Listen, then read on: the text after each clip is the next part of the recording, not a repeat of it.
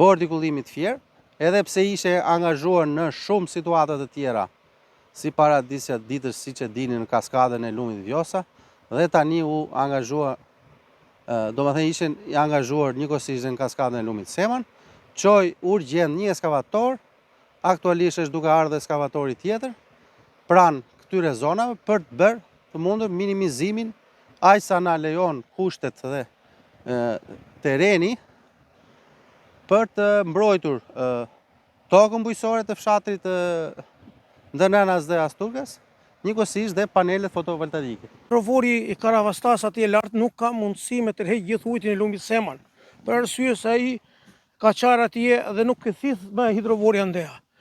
Ne duam ekskavator urgentisht të zem këto kanalizimet jashtë një këtu, një atje, dhe jam me tutje, që mos ujti mos shkojnë në fshat atje, se fshati sonë do mbytet. E sigurt është rrezikohet fshati? Of course, sa rrezikohet fshati, shiko si ka hipur ujti këtu lart, si shikoni edhe vetë ju, shiko. Shikoni ujtin, shikoni do bëhet përmbytje sonde. Në sa vende është çfarë argjenatura? Are argjenatura me sa di unë kam dëgjuar dhe më kanë thënë është qarë në 2-3 vende, ande është qarë, ande është qarë dhe këtu po qahet, tek substation si që shikoni te panelet. Në lumin Seman që ka qarë argjenaturën në 2 vende. Dhe me rrezikore e fshatit Ndërnenas dhe Asturgas, 2 bashkëfshatrat, uji duhet të vinte në krahat kundër për hyrë brenda për fshat tani. Dhe nuk kemi se si të veprojmë ndryshe, nuk kemi, duam ndihmë mashteti që të na bëjë ta bllokojë këtë kanali këtu, mos vjen uji në fshat.